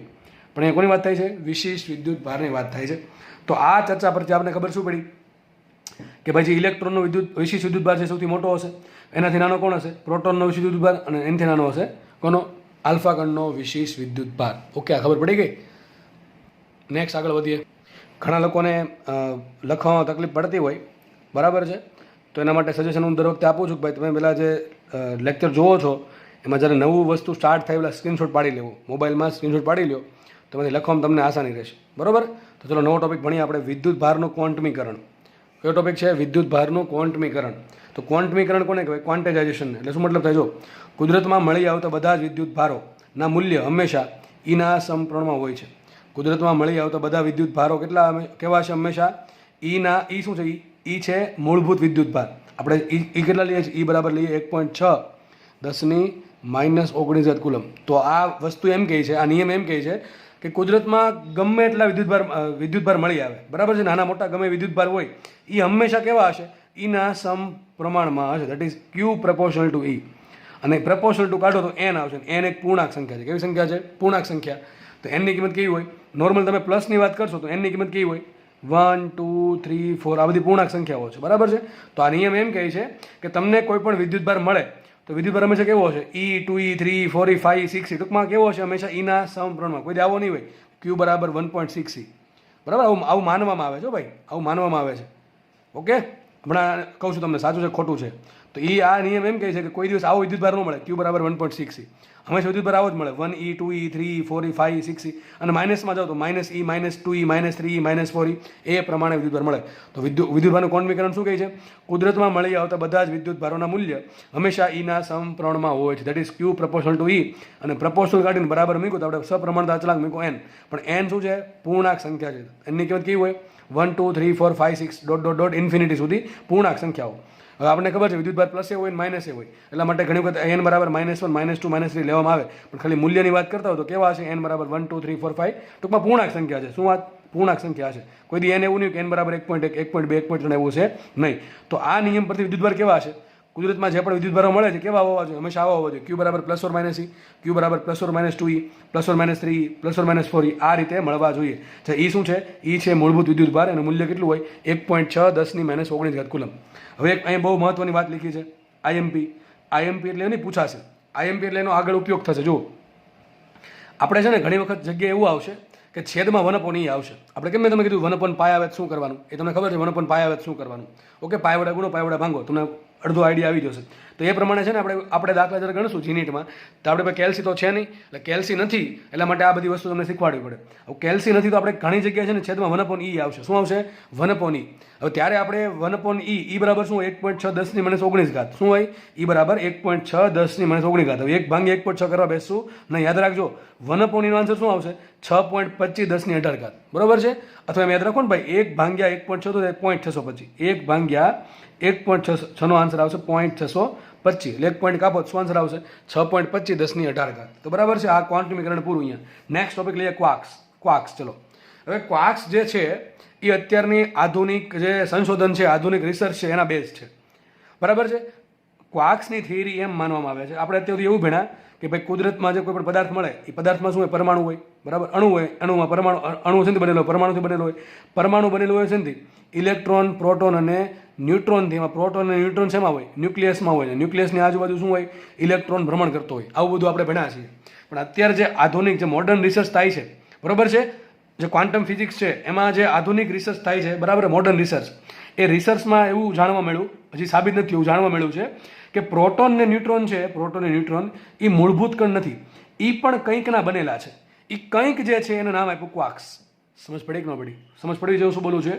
હું ઇલેક્ટ્રોનની વાત નથી કરતો, હું કોની વાત કરું છું? પ્રોટોનની, ન્યુટ્રોનની. કે પ્રોટોન અને ન્યુટ્રોન છે એ કંઈકના બનેલા છે, એ જે કંઈક છે એને ક્વાર્ક્સ કહેવાય. અત્યાર સુધીમાં કુલ 6 પ્રકારના ક્વાર્ક્સ છે. આ જસ્ટ માહિતી છે ને જાણકારી માટે છે. આ 2 તો યાદ રાખવાના છે, બાકીના જાણકારી માટે છે. પણ યાદ રાખી લો તો કે કંઈ ફરક પડશે આપણને નહીં. કદાચ એનટી વાળા માથું ફરી ગયું, કંઈક પૂછી નાખ્યું તો આપણો આન્સર સાચો પડી જશે. તો કુલ 6 પ્રકારના ક્વાર્ક્સ છે અત્યારે. એમાં નામ થોડાક વિચિત્ર આપ્યા, જો આપણને યાદ રહી જાય એવા આપ્યા છે. એક ક્વાર્ક છે, 6 ક્વાર્ક્સ છે, નામ જો આ રીતના છે. એકનું નામ છે અપ ક્વાર્ક, બીજાનું નામ છે ડાઉન ક્વાર્ક, એકનું નામ છે ચામ ક્વાર્ક, એકનું નામ છે સ્ટ્રેન્જ ક્વાર્ક, એકનું નામ છે ટોપ ક્વાર્ક, એકનું નામ છે બોટમ ક્વાર્ક. તો અપ ડાઉન, ચામ, સ્ટ્રેન્જ, ટોપ ને બોટમ, આ પ્રમાણે નામ આપ્યા છે. અપ ક્વાર્કની સંજ્ઞા છે યુ, ડાઉન ક્વાર્કની સંજ્ઞા છે સ્મોલ ડી, ચામ ક્વાર્કની સંજ્ઞા છે સ્મોલ સી, સ્ટ્રેન્જ ક્વાર્કની સંજ્ઞા છે સ્મોલ એસ, ટોપ ક્વાર્કની સંજ્ઞા છે સ્મોલ ટી અને બોટમ ક્વાર્કની સંજ્ઞા છે સ્મોલ બી. હવે જે ક્વાર્ક છે ને, ક્વાર્ક કણ, એનો વિદ્યુતભાર છે. જે ક્વાર્ક કણ છે એનો વિદ્યુતભાર છે, એમાં અપ ક્વાર્કનો વિદ્યુતભાર છે +2/3, એટલે કેટલો થાય? 0.66 થાય ને, 0.66 પ્લસમાં. જે ડાઉન ક્વાર્ક છે એનો વિદ્યુતભાર કેટલો છે? -1/3. તમારે આમ જ યાદ રાખવાનું છે, +2/3 ડાઉનનો થાય -1/3. મેં તો બે જોડકા બનાવ્યા છે, અપ ડાઉન, ચામ સ્ટ્રેન્જ અને ટોપ બોટમ. તો ચામ ક્વાર્કનો છે +2/3 એન જેટલો જ તે, અને સ્ટ્રેન્જ ક્વાર્કનો છે -1/3. ટોપ ક્વાર્કનો છે Q બરાબર +2/3 અને બોટમ ક્વાર્કનો વિદ્યુતભાર છે -1/3. આના વિદ્યુતભાર ઉપર એમાં સ્પિન આવે, પણ આપણે એનું કંઈ કામ છે નહીં. સ્પિન કેટલી હોય બધી પણ ઘણું બધું ડિટેલમાં આવે. આ મેં તમને હજી ક્વાર્ક છે ગણો તો કંઈ માહિતી જ નથી આપી એમ કહી શકાય. બહુ ડિટેલમાં વસ્તુ છે, પણ આપણે કંઈ કામની છે નહીં. બરાબર છે? તો આપણે એમ કહેતા હતા કે ક્વોન્ટમીકરણ, મેં તમને કીધું કે આનું હમણાં સાચું છે ખોટું એ આપણે સમજીએ. જો ક્વોન્ટમીકરણ શું કે વિદ્યુતભાર કેવો હંમેશા હોય? E 2E 3E 4E હોય. પણ આ વિદ્યુતભાર કેવો છે? આ પૂર્ણાંક સંખ્યા છે? ના, પૂર્ણાંક સંખ્યા નથી. આ પૂર્ણાંક સંખ્યા નથી. આ જો +2/3 છે, આ -1/3 છે, આ પૂર્ણાંક સંખ્યા કહેવાય. તો જો ક્વાર્ક જો સાબિત થઈ જાય, જો ક્વાર્કનું અસ્તિત્વ હોય તો ક્વોન્ટમીકરણ ખોટું છે. સાબિત થઈ જાય કે ન સાબિત? સીધી વાત છે. સમજ પડી કે ન પડી? ક્વોન્ટમીકરણ શું કહે છે? તમને કુદરતમાં કોઈ પણ વિદ્યુતભાર મળે એ હંમેશા કેવો છે? E 2E 3E 4E 5E 6E ... infinity. પણ સંખ્યા કેવી છે? હંમેશા પૂર્ણાંક છે, 1 2 3 4 5 એવી. પણ અહીંયા તો સંખ્યા થોડી 1 2 3, આ તો 2/3 છે, અપૂર્ણાંક સંખ્યા છે. તો જો ક્વાર્કનું અસ્તિત્વ સાબિત થાય તો વિદ્યુતભારનો ક્વોન્ટમીકરણ ખોટું પડે. બરોબર? શું પડશે? ખોટું પડે. તો તમારે યાદ રાખવાનું છે up quark, down quark, charm quark, strange quark, top quark ને બોટમ ક્વાર્ક, એની સંજ્ઞા સહિત. અને આનાથી શું બનશે? આનાથી બનશે પ્રોટોન અને ન્યુટ્રોન. ભવિષ્યમાં કદાચ એવું જાણવા મળે કે પ્રોટોન ન્યુટ્રોન આનાથી બનેલા છે, પણ જે આ ક્વાર્ક છે એ પણ કંઈકના બનેલા છે. બરોબર? એવું પણ જાણવા મળશે ભવિષ્યમાં. ઓકે, તો ચલો આપણે આગળ વધીએ. તો મેં તમને કીધું એ પ્રમાણે પ્રોટોન અને ન્યુટ્રોન છે એ ક્વાર્ક્સના બનેલા માનવામાં આવે છે. જો ઇલેક્ટ્રોનની વાત થતી નથી, ઇલેક્ટ્રોન ક્વાર્ક્સના બનેલા નથી. તમને એમ પૂછે પ્રશ્ન કે નીચેનામાંથી કયો કણ કયો કણ ક્વાર્ક્સનો બનેલો માનવામાં આવતો નથી, તો શું આન્સર આવશે? ઇલેક્ટ્રોન. ઇલેક્ટ્રોનને લાગુ પડતું નથી દોસ્ત. કોને લાગુ પડે? ખાલી ન્યુક્લિયસમાં રહેલા કણ, ધેટ ઇઝ પ્રોટોન અને ન્યુટ્રોન. હવે જે અત્યારે આપણે જે રિસર્ચ છે, રિસર્ચ જે થાય છે એના બે જ આપણને એવી ખબર પડી કે જે પ્રોટોનનું બંધારણ છે એ છે યુયુડી. શું છે? યુયુડી. યુ એટલે અપક્વાર્ક, યુ એટલે અપક્વાર્ક, ડી એટલે ડાઉન ક્વાર્ક. તો મતલબ શું થયો? પ્રોટોન છે એ 2 અપક્વાર્કનો બનેલો છે અને 1 ડાઉન ક્વાર્કનો બનેલો છે. સમજ પડે કે ન પડે? ફરીથી કહું છું, પ્રોટોનનું બંધારણ કંઈક આવું માનવામાં આવ્યું છે કે યુ, મેં કીધું ને પ્રોટોન ન્યુટ્રોન ક્વાર્ક્સના બનેલા છે. તો કઈ રીતે બનેલા છે? તો પ્રોટોન કંઈક આ રીતે બનેલો છે. પ્રોટોન છે એ 2 અપક્વાર્ક અને 1 ડાઉન ક્વાર્ક ધરાવે છે. તો જો પ્રોટોન 2 ક્વાર્ક ધરાવતો હોય, 2 અપક્વાર્ક અને ડાઉન ક્વાર્ક, ચલો એક અપક્વાર્કનો વિદ્યુતભાર કેટલો હોય? +2/3. બીજા અપક્વાર્કનો વિદ્યુતભાર કેટલો? +2/3. અને ડાઉન ક્વાર્કનો વિદ્યુતભાર કેટલો? -1/3. ચલો કરો સરવાળો. નીચે છેદમાં 3 જ છે એટલે ઉપર શું થાય? ડાયરેક્ટ સરવાળો. 2 2 4 ને -1. 4 માંથી 1 જે 3 વધે, 3 ભાગ્યા 3. તો શું આન્સર છે? પ્લસ. આવી ગયો કે ન આવી ગયો? તો પ્રોટોનનું બંધારણ છે યુયુડી છે. કેવું છે? યુયુડી એટલે કે 2 અપક્વાર્ક ને 1 ડાઉન ક્વાર્ક. અને આના આધારે તમે એના વિદ્યુતભાર મૂકશો +2/3, બીજા યુનો +2/3 અને ડીનો -1/3, તો પ્રોટોનનો વિદ્યુતભાર પ્લસ તમને મળી જશે. તો ગુજકેટમાં પ્રશ્ન પૂછાય અથવા નીટમાં કે જીમાં ગમે જગ્યાએ કદાચ આવો એકદમ સિમ્પલ દાખલો, સિમ્પલ ક્વેશ્ચન MCQ કે પ્રોટોનનું બંધારણ શું છે, તો શું આવશે? યુયુડી. અને એમાં 2 અપક્વાર્ક હોય ને 1 ડાઉન ક્વાર્ક હોય. સેમ રીતે ન્યુટ્રોનનું બંધારણ, તો ન્યુટ્રોનનું બંધારણ છે યુડીડી. શું છે? યુડીડી. ધેટ ઇઝ એમાં 1 અપક્વાર્ક છે અને 2 ડાઉન ક્વાર્ક છે. ચલો ચેક કરી લઈએ. તો 1 અપક્વાર્કનો વિદ્યુતભાર કેટલો? +2/3. ડાઉન ક્વાર્કનો વિદ્યુતભાર કેટલો? -1/3. અને બીજો જે ડાઉન ક્વાર્ક છે એનો વિદ્યુતભાર કેટલો? -1/3. તો શું આવશે? અહીંયા જો છેદમાં 3 છે બધી જગ્યાએ. 2 -1 -1 0. કેટલો આવે વિદ્યુતભાર? 0. અને ન્યુટ્રોનનો વિદ્યુતભાર આવો કેટલો જોઈએ? 0 આવી જાય છે. બરાબર છે? તો આવા ભવિષ્યમાં ટૂંકા પ્રશ્ન પૂછે આપણને એકદમ શોર્ટ ફોર્મમાં અને એકદમ આમ શું કહેવાય લોજિકલ ક્વેશ્ચન, તો આપણા માર્ક્સ આમાં જવા જોઈએ નહીં. આ લોજિકલ ક્વેશ્ચન જ કહેવાય. બરાબર છે? ગોખો નથી કે યુડીડી ક્યાં આવે, અરે આ જોઈ લો એટલે સાબિતી આપી છે. બરાબર કે નહીં? તો આવા ક્વેશ્ચન સિમ્પલમાં માર્ક્સ જવા જોઈએ નહીં. નેક્સ્ટ આગળ વધીએ. નેક્સ્ટ થિયરી છે વિદ્યુતભારનું સંરક્ષણ. શું છે આ? વિદ્યુતભારનું સંરક્ષણ. હવે આપણે તમને ખબર હોય તો આપણે ઘણા બધા સંરક્ષણ ભણી ગયા છીએ. આપણે ધોરણ 11માં 3 સંરક્ષણ ભણી ગયા. ઉર્જા સંરક્ષણ આખું ચેપ્ટર ભણાવ્યું છે, કાર્ય ઉર્જા પાવર. પછી આવ્યું હતું વેગમાન સંરક્ષણ, એ પણ એમાં આવ્યું હતું. અને ચેપ્ટર નંબર 5માં પણ આવે છે વેગમાન સંરક્ષણ. કયું વેગમાન? રેખીય વેગમાન. બરાબર છે? પછી ભણાવ્યું તમને કોણીય વેગમાન સંરક્ષણ. ક્યાં ભણાવ્યું હતું? ચાક ગતિ વખતે. ચાક ગતિ વખતે તમને કોણીય વેગમાન સંરક્ષણ ભણાવ્યું હતું. અને આ ચોથું સંરક્ષણ, કુદરતમાં 4 સંરક્ષણ છે. ઉર્જાનું સંરક્ષણ, રેખીય વેગમાન સંરક્ષણ, કોણીય વેગમાન સંરક્ષણ અને છેલ્લું છે વિદ્યુત ભારનું સંરક્ષણ. કોનું સંરક્ષણ? વિદ્યુત ભારનું સંરક્ષણ. સંરક્ષણ એટલે શું થાય? બદલાવું નહીં, સમય સાથે બદલાવું નહીં, અથવા એનું જે મૂલ્ય છે એ અચળ હોવું, એને સિમ્પલ ભાષામાં સંરક્ષણ કહેવાય. તો જો શું કહે છે? વિદ્યુતની દ્રષ્ટિએ અલગ કરેલ તંત્રમાં કોઈ પણ પ્રક્રિયા થાય તો પણ તેમાં રહેલા વિદ્યુત ભારોનો બેઝિક સરવાળો અચળ રહે છે. ફરીથી વાંચું છું. શું કહે છે? વિદ્યુતની દ્રષ્ટિએ અલગ કરેલ તંત્રમાં ગમે તે પ્રક્રિયા થાય તો પણ તેમાં રહેલા વિદ્યુત ભારોનો કેવો સરવાળો? બેઝિક સરવાળો. બેઝિક સરવાળો કેવો રહે છે? અચળ. હવે આપણને પ્રશ્ન થાય સર બેઝિક એટલે શું થાય? બેઝિક એટલે પ્લસ માઇનસ જેવું. મેં તમને કહું એક વિદ્યુત ભાર છે એ 5E છે, બીજો વિદ્યુત ભાર Q2 છે એ છે -3E, ત્રીજો છે એ ધારો કે છે +2E, ચોથો છે ધારો કે Q4 છે એ -E છે. તો સરવાળો શું થશે આનો? 5E. હવે અહીં પ્રશ્ન થાય સર માઇનસ ઉમેરો પ્લસ ઉમેરવાનો, જેવો છે એ ઉમેરી દેવાનો. તો આનો સરવાળો શું કહેવાય? બેઝિક સરવાળો કહેવાય. ભાઈ આ 5E -3E +2E -E, જે આન્સર આવે એને કહેવાય બેઝિક સરવાળો. ટૂંકમાં બેઝિક સરવાળો એટલે સિમ્પલ મતલબ એમ થાય જેવા છે એવા, જેને પ્લસ વિદ્યુત ભાર જેને પ્લસ લેવાનો, માઇનસ એને માઇનસ લેવાનો. બરાબર છે? તો વિદ્યુત ભારનું સંરક્ષણ શું કહે છે? વિદ્યુતની દ્રષ્ટિએ અલગ કરેલ તંત્ર. ચલો આપણે ટુકડા પાડી દઈએ સેન્ટેન્સના. પહેલો ભાગ એક આવો છે, વિદ્યુતની દ્રષ્ટિએ અલગ કરેલ તંત્ર. વિદ્યુતની દ્રષ્ટિએ અલગ કરેલ તંત્ર કેવું તંત્ર? નીચે લખ્યું છે એવું તંત્ર, એવી સિસ્ટમ કે જેમાં કોઈ બહારથી નવો વિદ્યુત ભાર ન તો પ્રવેશી શકે અથવા અંદરથી સિસ્ટમની અંદરથી સિસ્ટમની બાઉન્ડ્રીમાંથી કોઈ વિદ્યુત ભાર બહાર ન જઈ શકે. તો મને કે તમે એવું બોક્સ વિચારો, બોક્સમાં કંઈક વિદ્યુત ભાર પડ્યા છે, Q1 Q2 Q3 ... Qn સુધી એવા વિદ્યુત ભારો પડેલા છે. બરાબર છે? Q1 Q2 Q3 Q4 ... n સુધી આમાં વિદ્યુત ભારોમાં છે. બરાબર? હવે આમાં જે વિદ્યુત ભારો છે એ તો ન તો બહાર જઈ શકે અને બહારથી કોઈ વિદ્યુત ભાર છે એ તો ન પ્રવેશી શકે. એવું કંઈક સિસ્ટમ છે, એ સિસ્ટમને કહેવાય વિદ્યુતની દ્રષ્ટિએ અલગ કરેલ તંત્ર. બરાબર છે? તો વિદ્યુતની દ્રષ્ટિએ અલગ કરેલ તંત્ર અથવા સિસ્ટમ કોને કહેવાય? કે જેમાં કોઈ નવો વિદ્યુત ભાર એટલે કે બહારથી કોઈ વિદ્યુત ભાર ન તો સિસ્ટમમાં આવી શકશે અથવા સિસ્ટમની અંદરનો કોઈ વિદ્યુત ભાર ન તો બહાર જઈ શકશે. ટૂંકમાં ગમે એ પ્રક્રિયા થાય પણ આમાં વિદ્યુત ભારનું ટ્રાન્સફર થાય નહીં. અહીંથી અંદરથી બહાર કે બહારથી અંદર આવી શકશે નહીં. હા, વિદ્યુત ભાર રહિત કણ કોઈ હોય, વિદ્યુત ભાર રહિત કણ, કેવો કણ? વિદ્યુત ભાર રહિત કણ, એ અંદર આવી શકશે ને બહાર જઈ શકશે, બરોબર. પણ વિદ્યુત ભાર છે, જેની પાસે પણ વિદ્યુત ભાર છે, એવા કણ સિસ્ટમની અંદર તો ન તો આવી શકે અથવા તો ન તો સિસ્ટમની બહાર જઈ શકે. એવા તંત્રને કહેવાય વિદ્યુતની દ્રષ્ટિએ અલગ કરેલ તંત્ર. અને એ તંત્રમાં શું થાય, એમાં જે વિદ્યુત ભારો છે એનો બેઝિક સરળો કેવો થાય? અચળ થાય. શું થાય? બેઝિક સરળો અચળ. તો માનો કે સિસ્ટમ છે, કોઈ પણ સિસ્ટમ, એમાં અંદર ગમે પ્રોસેસ થાય, એક વિદ્યુત ભાર છે બીજાને વિદ્યુત ભારને પોતાનો વિદ્યુત ભાર આપી દે, કે ત્રીજો છે પહેલાને આપી દે, ત્રીજો છે ચોથાને આપી દે, ટૂંકમાં ગમે એમ થાય, પણ એનો જે બેઝિક સરવાળો છે જે પહેલાં હતો એ હંમેશા કેવો હશે? અચળ જ રહેશે. કેવો રહેશે? અચળ રહેશે. જેમ કે મેં તમને એક્ઝામ્પલ આપ્યા કે એક સિસ્ટમમાં ધરો કે આટલા 4 વિદ્યુત ભારો છે, તો કેટલો સરવાળો શું આવશે એનો? 5 - 3 2, 2 ને 2 4 - 1 3. તમે શું આન્સર આવશે? 3e જેટલો વિદ્યુત ભાર આમાં હંમેશા અચળ રહેશે. આની અંદર ગમે પ્રોસેસ થાય, આની ચારે ચારની વચ્ચે ગમે પ્રક્રિયા થાય, બરાબર છે, એક છે પોતાનો વિદ્યુત ભાર બીજાને આપે કે બીજો છે ત્રીજાને આપે, પણ એની હંમેશા બેઝિક સરળો જે છે +3 કેવો રહેશે? અચળ રહેશે. તો એકદમ સિમ્પલ નિયમ છે. હવે નેક્સ્ટ વાત, વિદ્યુત ભારનું આપણે છે ને ટ્રાન્સફર કરવાનું છે. એક ગોળામાંથી અથવા એક પદાર્થમાંથી વિદ્યુત ભારને બીજા પદાર્થ પર મોકલવો છે. તો બે રીત છે. બે રીત આપણને જાણીતી રીત છે કે એક પદાર્થમાંથી બીજા પદાર્થના વિદ્યુત ભારને કઈ રીતે ટ્રાન્સફર કરી શકાય. જુઓ, તો જે પહેલી રીત છે કઈ છે? ફિઝિકલ કોન્ટેક્ટ અથવા એનું કનેક્શન. ફિઝિકલ કોન્ટેક્ટ અથવા કનેક્શન, કે ભાઈ બે ગોળા છે, માનો કે બે ગોળા છે, સુવાહક ગોળાઓ, એની પાસે પોતપોતાના વિદ્યુત ભાર છે, પ્લસ માઇનસ જે પણ હોઈ શકે, બરાબર છે, એની પાસે વિદ્યુત ભારો છે. હવે આપણે બે ગોળાને એક વાયરથી જોડી દઈએ અથવા એક તારથી જોડી દઈએ. કેવો તાર? સુવાહક તાર. ભાઈ સુવાહક હોવો જરૂરી છે, તો જ વિદ્યુત ભાર ગતિ કરશે આના પર, બરોબર છે. હવે સુવાહક તારથી જોડી દઈએ અથવા એક કામ કરીએ, બે ગોળાને એકબીજા જોડે અટકાવી દઈએ, અટકાડીને છૂટા પાડી દઈએ પાછા.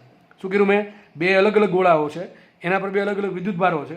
બંને ગોળાઓને જો સુવાહક તારથી જોડવામાં આવે તો, અથવા તો બંને ગોળાને એકબીજાના કોન્ટેક્ટમાં લાવીને છૂટા પાડી દેવામાં આવે તો અમુક વિદ્યુત ભાર છે એનું ટ્રાન્સફર થાય. માનો કે આની પાસે કંઈક વિદ્યુત ભાર છે, એ કદાચ આને આપી શકે, અથવા આની પાસે કંઈ વિદ્યુત ભાર છે આને આપી શકે. હવે કોણ આપશે અને કોણ લેશે, કોના પર ડિપેન્ડ કરે, એ આપણે ચર્ચા કરવાની છે. તો આને કહેવાય વિદ્યુત ભારનું ટ્રાન્સફર. બીજી એક મેથડ એવી છે જેને કહેવાય વિદ્યુત ભારનું પ્રેરણ. જો વિદ્યુત ભારનું પ્રેરણ હોય ને, તેમાં તમારે કોન્ટેક્ટ કરવાની જરૂર નથી. જો આપણે પહેલી રીતમાં શું કર્યું? કોન્ટેક્ટ કર્યો હતો. આને કોન્ટેક્ટ જ કહેવાય, કોન્ટેક્ટ અથવા કનેક્શન. તો બે ગોળાઓને અથવા બે વિદ્યુત ભારોને જ્યારે કોન્ટેક્ટ કરવામાં આવે અથવા અમુક સુવાહક તાર વડે જોડવામાં આવે ત્યારે જે મેથડ વપરાય એને કહેવાય ફિઝિકલ મેથડ. બીજી મેથડ કઈ છે કે આપણે વિદ્યુત ભારના પ્રેરણની મદદથી પણ એકબીજાનો કોન્ટેક્ટ કર્યા વગર વિદ્યુત ભારનું ટ્રાન્સફર કરી શકીએ. તો હવે આપણે આ મેથડ છે એની ચર્ચા કરીએ, વિદ્યુત ભારના પ્રેરણની. બરાબર, ચલો જોઈએ. તો મેં તમને કીધું એ પ્રમાણે વિદ્યુત ભારના પ્રેરણમાં ક્યાંય કોન્ટેક્ટ નહીં થાય, કોન્ટેક્ટ વગર જ છે ને વિદ્યુત ભાર ટ્રાન્સફર થાય. ચલો જોઈ લઈએ આપણે. જો તમારા માટે મેં ઓલરેડી ડાયાગ્રામ બનાવી દીધા છે. ચલો, માનો કે એક ગોળો છે. હવે આ ગોળાને મારે વિદ્યુત ભારિત કરવો છે. આ ગોળાને મારે વિદ્યુત ભારિત કરવો છે. તો બે રસ્તા છે. ધારો કે મારે આ ગોળો છે ને ઋણ વિદ્યુત ભારિત કરવો છે. કેવો કરવો છે? ઋણ વિદ્યુત ભારિત. તો બે રસ્તા છે. બહારથી ઇલેક્ટ્રોન લાઈન આના પર નાખી દેવામાં આવે. ખાલી જસ્ટ વાત કરું છું મજાકમાં, બરાબર છે, કે બહારથી ઇલેક્ટ્રોનને સપ્લાય કરવામાં આવે, બહારથી ઇલેક્ટ્રોનને આપવામાં આવે. હવે બહારથી આપણે ઇલેક્ટ્રોન ક્યાંથી આપશું? અરે એક પદાર્થ છે, ઇલેક્ટ્રોન ગુમાવશે ને જો આ મેળવી લઈ તો આની પાસે ઇલેક્ટ્રોન આવી જાય કે આવી જશે. અથવા બીજી રસ્તો કયો કે આપણે કોઈ એવો ગોળો છે કે જેને કોન્ટેક્ટમાં લાવીએ અને કોન્ટેક્ટમાં લાવ્યું તો આને ઋણ વિદ્યુત ભાર મળે, એવું સેટિંગ કરીએ, બરાબર, એવું થઈ શકે. પણ અહીંયા મેં તમને કીધું પ્રમાણે વિદ્યુત ભારના પ્રેરણ વખતે આપણે એને ફિઝિકલ કોન્ટેક્ટ કરાવવાનો થતો નથી. કોન્ટેક્ટ વગર જ તે આપણે છે ને આને ઋણ વિદ્યુત ભાર કરીએ. ચલો કઈ રીતે કરે? જો તો પહેલી આકૃતિ જસ્ટ ખાલી ગોળો બતાવ્યો છે. હવે તમારે કેવો કરવો છે? ઋણ વિદ્યુત ભારિત એક કામ કર્યો મેં, એની નજીકમાં ખાલી જસ્ટ ધન વિદ્યુત ભારિત સળીઓ લઈ જાઉં છું. એક સળીઓ છે કે જેના પર ધન વિદ્યુત ભાર છે. ધેટ મીન્સ એક ધન વિદ્યુત ભારિત સળીઓ આ ગોળાની જસ્ટ નજીક લઈ જાઉં છું, એની સપાટીની એકદમ નજીક લઈ જાઉં છું. અડકાડતો નથી, બરાબર છે, સ્પર્શ કે ટચ કરાવતો નથી, જસ્ટ ખાલી નજીક લઈ જાઉં છું. થશે શું? જુઓ, હવે તમને ખબર છે વિદ્યુત ભારો બે પ્રકારના બળ અનુભવે. એક તો અનુભવે આકર્ષણ અને એક અનુભવ અપાકર્ષણ. આ કંઈ કહેવાની જરૂર નથી કોણ આકર્ષણ અનુભવે ને કોણ અપાકર્ષણ અનુભવે. જે વિજાતીય પ્રકારના વિદ્યુત ભારો છે, વિજાતીય કોને કહેવાય? એક પ્લસ ને એક માઇનસ. ટૂંકમાં બીજી એક માઇનસ હોય એક પ્લસ હોય. એવા વિદ્યુત ભારો શું અનુભવે? હંમેશા આકર્ષણ એટલે કે એટ્રેક્શન અનુભવશે. અને બીજા કયા? સજાતીય વિદ્યુત ભારો. સજાતીયમાં કોણ કોણ આવે? પ્લસ પ્લસ હોઈ શકે અથવા તો માઇનસ માઇનસ હોઈ શકે. તો આ બંને વચ્ચે અને આ બંને વચ્ચે શું થાય? અપાકર્ષણ થાય, બરાબર, રિપલ્સન. ઓકે, તો એકમાં એટ્રેક્શન થાય, એકમાં રિપલ્સન થાય. તો સજાતીય વિદ્યુત ભારો વચ્ચે શું થાય? હંમેશા અપાકર્ષણ થાય. અને વિજાતીય વિદ્યુત ભારો વચ્ચે હંમેશા શું થાય? આકર્ષણ થશે. એ ચર્ચા પછી કરીએ. તો આ પ્લસ વિદ્યુત ભાર છે, બરોબર છે. તો હવે અહીં શું હોય? જો આમાં પદાર્થ જે છે એમાં મુક્ત ઇલેક્ટ્રોન હશે, અથવા જે ઇલેક્ટ્રોન છે એ કક્ષામાં ગમતા હશે. અથવા જો ધાત્વીય પદાર્થ હોય, મેટાલિક પદાર્થ, કેવો પદાર્થ? ધાત્વીય અથવા મેટાલિક પદાર્થ, તો એમાં ભરીને છે ને મુક્ત ઇલેક્ટ્રોન ભર્યા હશે. થશે એવું કે આમાં જે ન્યુક્લિયસમાં ઇલેક્ટ્રોન ભ્રમણ કરે છે, હવે આ જે સળિયો છે, સળિયો કેવો ધન વિદ્યુતભારિત છે, તો આમાં જે દૂરના આ પ્રમાણે પહેલાં જો અહીંયા આવું હતું, અહીં પહેલાં પ્રોટોન અને આજુબાજુ ઇલેક્ટ્રોન ઘૂમતા હતા, પછી પ્રોટોન ઇલેક્ટ્રોન ઘૂમતા હતા, અહીં પ્રોટોન ઇલેક્ટ્રોન ઘૂમતા હતા, બરોબર છે. હવે જેવો આ સળિયો નજીક આવ્યો એટલે આ ઇલેક્ટ્રોનને શું મન થાય, આની પાસે જવાનું મન થાય, એટ્રેક્શન થાય ને ભાઈ, આકર્ષણ છે, બરાબર છે. તો આ જે ઇલેક્ટ્રોન છે કે જે પેલા કક્ષામાં ઘૂમતા હતા અથવા તો જે મુક્ત ઇલેક્ટ્રોન છે એ હવે દૂર અહીંથી આનો સાથ છોડી દે આ પ્રોટોનનો, આ પ્રોટોનની સંગતે આવી જાય. તો હવે આ પ્રોટોન કેવા પડી ગયા, એકલા પડી ગયા કે ન પડી ગયા. જો હજી કહું છું પ્રોટોન ક્યાંય જશે નહીં, પ્રોટોન ક્યાંય નહીં જાય, ગતિ કોણ કરશે, ઓલવેઝ ઇલેક્ટ્રોન જ ગતિ કરશે, કારણ કે મુક્ત છે એ ગતિ કરવા માટે. આ તો બંધાયેલા છે બંધનમાં, ન્યુક્લિયસમાં, આ તો કક્ષામાં ભ્રમણ કરે છે. ઓકે, તો કોઈ દિવસ પ્રોટોન ગતિ કરે નહીં. ઘણા તમને આમે સમજાવશે કાંઈ જે પ્રોટોન હશે દૂર ભાગી ગયા, અરે પ્રોટોન દૂર ભાગે જ નહીં. ઘણા લોકો આમ સમજાવશે તમને, બરાબર છે, કે આ ધન વિદ્યુતભારિત સળિયો લેવા તમે અહીંયા plus plus plus plus charge છે અને માઇનસ માઇનસ ચાર્જ છે, બધી પ્લસ છે ભાગી જાય, પ્લસ ભાગતો નથી, બરાબર. કારણ શું એનું કે પ્લસ છે ન્યુક્લિયસમાં જ રહી છે. તો હકીકત શું ને, આ જે દૂરના જે ઇલેક્ટ્રોન છે ને નજીક આવી ગયા. હવે શું થયું, અહીંયા દૂરના ઇલેક્ટ્રોન નજીક આવી ગયા, બરાબર. તો આપણે શું કર્યું, દૂરના ઇલેક્ટ્રોન નજીક આવી ગયા તો આ પ્લસ પ્લસની સામે છે એ માઇનસ માઇનસ માઇનસ વાળા ઇલેક્ટ્રોન એટ્રેક્શનના કારણે નજીક આવ્યા અને અહીંયા ધન ચાર્જ છે એમને છૂટો પડી ગયો. છૂટો એટલા માટે પડ્યો કે પહેલાં એની જોડે ઇલેક્ટ્રોન હતા તે કેવું હતું, પ્લસ માઇનસ ઝીરો થઈ જાય, પ્લસ માઇનસ ઝીરો થઈ જાય. પણ હવે આ ઇલેક્ટ્રોન દૂર ગયા એટલે આટલો ભાગ પ્લસ થયો અને આટલો ભાગ માઇનસ થયો. હવે એક કામ કરીએ, હજી આપણે આ સળિયો છે બાજુમાં રાખ્યો છે, કોન્ટેક્ટ કરાવ્યો નથી એટલે આ પ્રમાણે આકૃતિ છે. હવે એક કામ કરું, એક બીજો એક સુવાહક તાર લઈ લઉં અને કોન્ટેક્ટ કરાવું. કોણ જોડે, અર્થ જોડે, પૃથ્વી જોડે, જેને કહેવાય અર્થિંગ. શું કહેવાય, અર્થિંગ, અર્થ પરથી અર્થિંગ આવ્યું, બરાબર, અર્થિંગ એટલે કે ટૂંકમાં આપણે જે પદાર્થ છે એને પૃથ્વી જોડે જોડી દઈએ, એ બરાબર છે, એને કનેક્શન પૃથ્વી જોડે આપી દઈએ. જો આપણે આના કોન્ટેક્ટમાં જ લેવા, આપણે પૃથ્વીના કોન્ટેક્ટમાં લેવા છે. ઘણા કે છે કોન્ટેક્ટ તો થયો, કોન્ટેક્ટ થાય છે, ડેફિનેટલી કોન્ટેક્ટ થાય છે, પણ કોણ જોડે થાય છે, પૃથ્વી જોડે, બરાબર છે. હવે એક વસ્તુ યાદ રાખો, પૃથ્વી છે એ ઇલેક્ટ્રોનનો દરિયો છે, આ શબ્દ યાદ રાખી લેવો. પૃથ્વી છે ઇલેક્ટ્રોનનો દરિયો છે, ઓકે. એ છે ઇલેક્ટ્રોન આપી શકશે ને ઇલેક્ટ્રોન લઈ શકશે, જરૂર પડે એ પ્રમાણે કામ કરશે.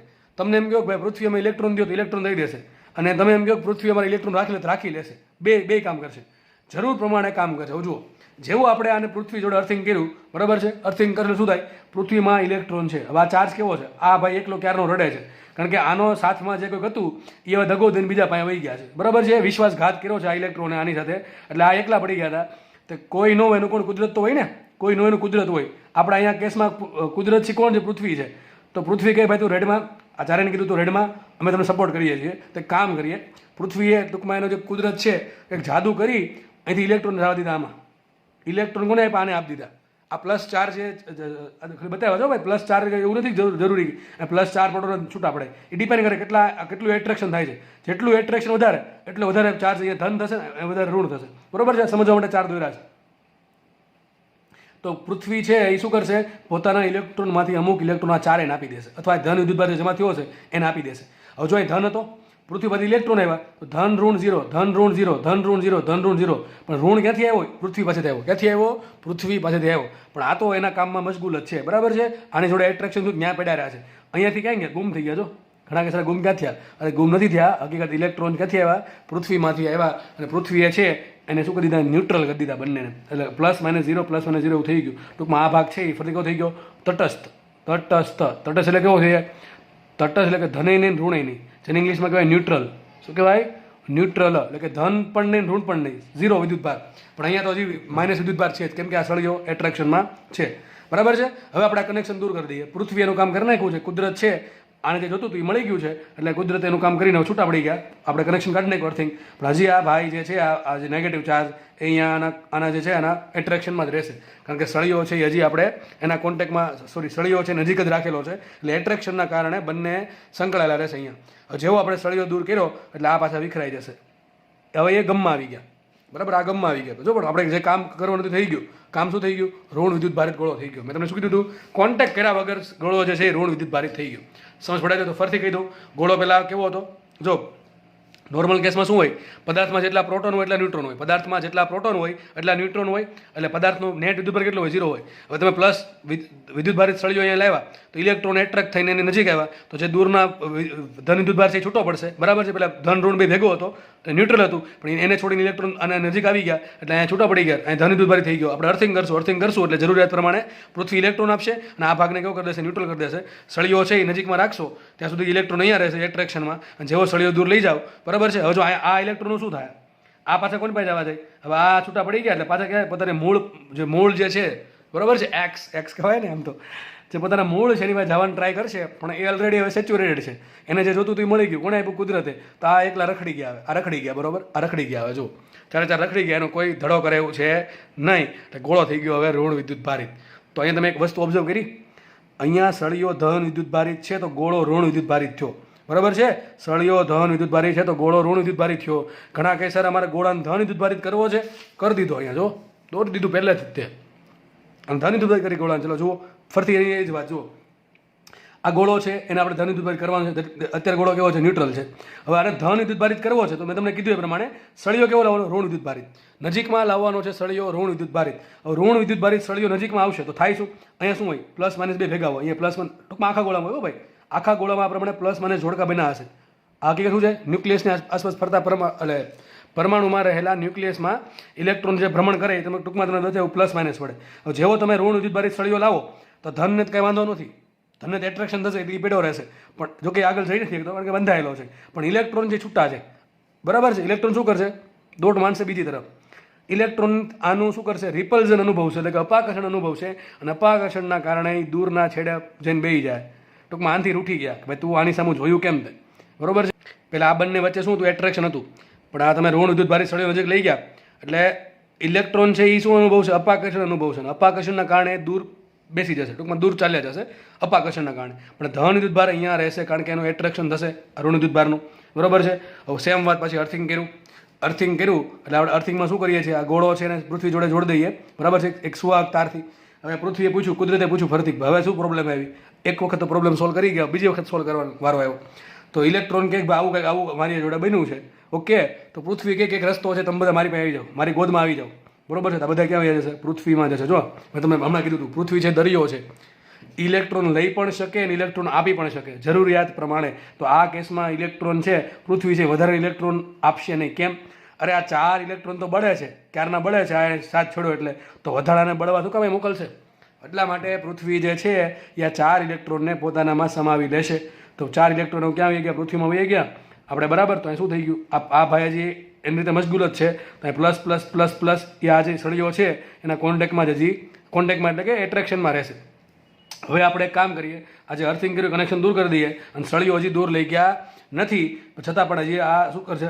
એટ્રેક્શન એમનેમ રહેશે, બરાબર છે. અને હવે જો સળિયો દૂર લઈ જવામાં આવે, આ જે ધન વિદ્યુત વધ્યો અહીંયા, આ સળિયો દૂર લઈ જવાથી એ વ્યવસ્થિત રીતે વિતરિત થઈ જશે. જો કે એમાં પણ ઇલેક્ટ્રોનની મદદ લેવી પડશે, બરાબર. તો તમને શું મળે? અહીંયા પ્લસ ધન વિદ્યુત ભારિત ગોળો મળ્યો.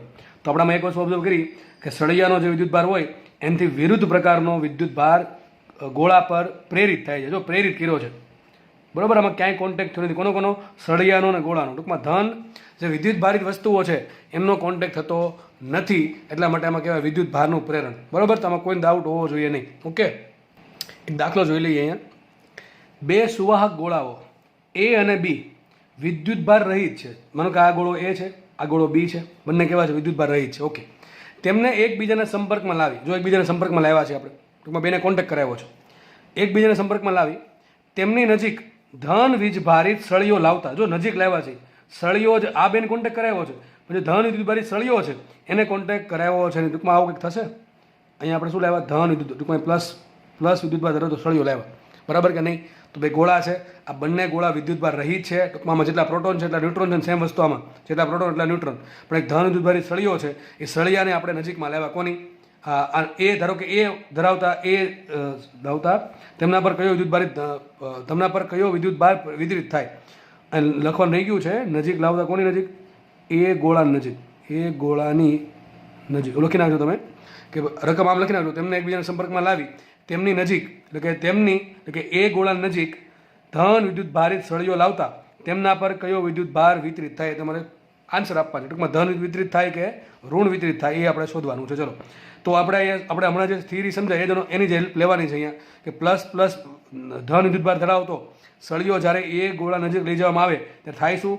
આમાં જે ઇલેક્ટ્રોન છે શું કરશે? એટ્રેક્શન અનુભવશે, એટલે અહીંયા આવી ગયા. હવે એના કારણે શું થાય? દૂર શું ઉત્પન્ન થશે?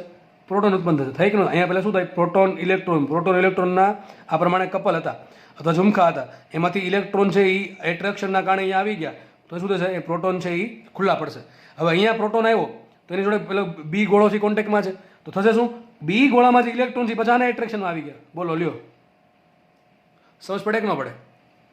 ફરીથી કહું છું, આ ધન વિદ્યુત ભારિત સળીઓ નજીકમાં લાવ્યા તો એ ગોળામાં પહેલાં શું હતું, પ્લસ માઇનસ વ્યવસ્થિત રીતે વિતરિત થયેલું હતું. પણ જેવું આ પ્લસ ધન વિદ્યુત ભારિત નજીક લાવ્યા સળીઓ, એટલે આમાં જે ઇલેક્ટ્રોન છે એ આના એટ્રેક્શનમાં આવ્યા. તો ઇલેક્ટ્રોન છે એકદમ નજીક જવાનું ટ્રાય કરશે અને પ્રોટોન છે એ દૂર જશે. બરાબર છે, દૂર જશે. એટલે હકીકત પ્રોટોન દૂર ન જાય, પણ સમજવા માટે હકીકત થાય શું, અહીંયા જે પ્લસ માઇનસ હતા એમાંથી ઇલેક્ટ્રોન અહીંયા આવ્યા, એટલા માટે અહીંયા પ્લસ ચાર્જ છૂટો પડ્યો.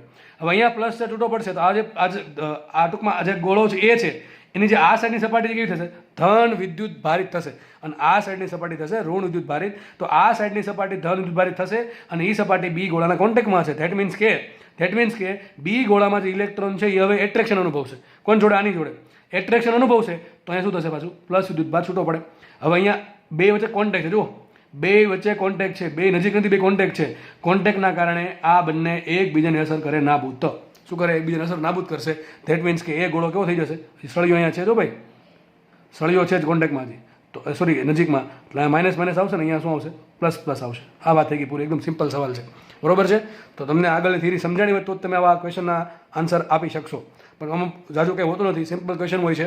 થોડુંક પણ મગજ દોડાવો ને થોડુંક પણ, તો પણ તમારો આન્સર મળી જશે. ફરીથી કહું, ધન વિદ્યુત ભારિત છે, એ ગોળાના ઇલેક્ટ્રોન છે અને એટ્રેક્શનમાં આવશે, એટલે એના આ જે સાઈડ છે ઋણ વિદ્યુત ભારિત થશે અને આ સાઈડ થાય ધન વિદ્યુત ભારિત. અને બી ગોળામાં પણ જે ઇલેક્ટ્રોન છે એ ગોળાની ધન વિદ્યુત ભારિત સાઈડના એટ્રેક્શનના કારણે નજીક આવશે. અને આની જોડે શું થશે, બંને કોન્ટેક્ટમાં છે, આ સાઈડ પ્લસ છે એટલી જ આ સાઈડ માઇનસ થશે. ધેટ મીન્સ કે આ બંને એકબીજાને અસર નાબૂદ કરશે. તો અહીંયા બી ગોળામાં શું થશે, ધન વિદ્યુત ભાર કેવો પડે, ખુલ્લો પડશે. ટૂંકમાં એ ગોળો કેવો થાય, એ ગોળો થશે ધન, લખી શકાય અહીંયા, એ ગોળો ધન વિદ્યુત ભારિત થશે અને બી ગોળો ઋણ વિદ્યુત ભારિત થશે.